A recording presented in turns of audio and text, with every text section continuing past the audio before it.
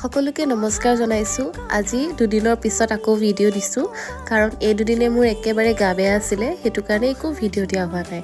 আৰু এইটো হৈছে আগৰ ভিডিঅ' এয়া আহিছো মই ফাৰ্স্ট অফিচটোলে আৰু আপোনালোকে যেহেতু মোক ইয়াত ক্লাছ কৰা দেখিয়ে থাকে গতিকে আজি ক্লাছৰ ভিডিঅ' নকৰি অলপমান আমাৰ বাহিৰৰ পৰিবেশটো আপোনালোকক দেখাই দিলো আৰু এতিয়া আহিছো মই দ্বিতীয়টো অফিচলে কিন্তু ভিতৰত ইমান বেছি ঠাণ্ডা ৰুমটো মানে গৰম দিনত থাকিবলৈ ভাল এসি টাইপ হৈ থাকে কিন্তু ঠাণ্ডা দিনত গাছা বেয়া হৈ যায়গে হেতু কাৰণে আহি পিনি অলপমান ৰ'দৰ তলতে বহিলো আৰু মোৰ লগতে আছিল